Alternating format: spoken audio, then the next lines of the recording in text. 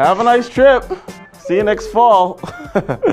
I'm sure you've heard this common joke, and we've all had a giggle in comedic films when characters slip and trip. Though funny in movies, slips and trips and falls at work are no laughing matter. In the workplace, these accidents have caused over 200,000 serious injuries and 345 deaths in 2016 alone. You don't have to become a statistic. Many, possibly even most, slips, trips, and falls can be prevented. In this course, we'll learn more about what can be done to help you stay on your feet and stay safe. Now, before we get to the how-tos, let's take a moment to define some terms. What exactly is a slip, a trip, and a fall? A slip occurs when there is too little friction between a person's foot and the walking surface. Slips are often caused by spills, water, grease, dust, wood shavings, leaves, pine needles, and other debris that can make floors slippery. Highly polished or freshly waxed floors are also slip hazards. A trip is when a person's foot or lower leg hits an object and the rest of their body keeps moving. Trips are most often caused by clutter in aisles or walkways, extension cords, hoses, open filing cabinets, boxes. All of these are trip hazards. Trips can also be caused by uneven floor surfaces, unexpected drops, and gaps or cracks in walking surfaces. Both slips and trips result in lost balance. Lost balance often leads to falls. Falls to the same level, such as slipping on wet leaves and hitting the ground, can and do cause injury. But a fall from a greater height, such as off a ladder, down a flight of stairs, or from a platform, is even more dangerous.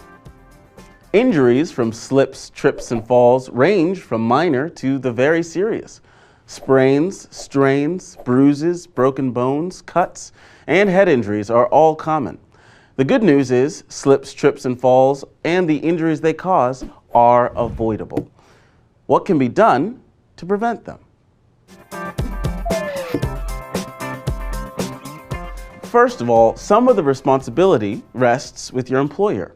OSHA has a number of rules and regulations pertaining to slip, trip, and fall hazards. For example, your employer is required to regularly inspect your workplace and address any issues they find. This might include providing fall protection like guardrails, harnesses, or safety nets. It might include making sure there is an anti-slip edge to all stairs. It definitely includes providing adequate lighting in all work areas and walkways. There are many ways your employer can make your workplace less prone to slips, trips, and falls, and they're all regulated by OSHA. Your employer is also required to provide you with training on the hazards in your workplace, how to use and maintain personal protective equipment, and best practices for working and walking safely. It's not all up to your employer, however. You have responsibilities too. Let's explore the top ways you can avoid slips, trips, and falls at work. Wear the right PPE. For many people, this just means wearing non-slip shoes. Depending on your job, however, there could be other equipment for you to wear. Proper use and maintenance of PPE is a must. Carrying too many items at once, looking at your phone, leaving sunglasses on when you come inside, and being distracted are risky behaviors that we're probably all guilty of on occasion. Being aware of your surroundings and maintaining visibility ensures you don't trip over an object that you couldn't see or didn't notice. Don't run at work. Take careful steps and be especially cautious on wet, icy, and highly polished flooring surfaces. When you lengthen your stride to run, you automatically increase your risk of slipping and losing your balance. Be extra careful on stairs. Use the handrail and watch out for slippery or uneven surfaces. Maintain a neat and tidy work area. Boxes blocking the hallway, loose papers strewn across the floor, extension cords zigzagging back and forth, open filing cabinets, and other clutter increase the risks of slips and trips needlessly. Show respect for your coworkers by keeping walkways clear at all times.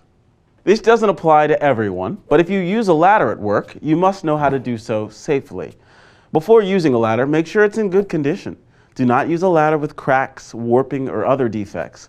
Make sure the ladder is stable before you begin climbing. Use both hands to climb the ladder, and always maintain a solid center of balance. It only takes a second for an accident to happen. One careless moment, one bad decision, or one ill-timed distraction could put your health at risk. Slips, trips, and falls can happen anywhere. Don't take your health for granted. Keep these best practices in mind to stay on your feet and stay on the job.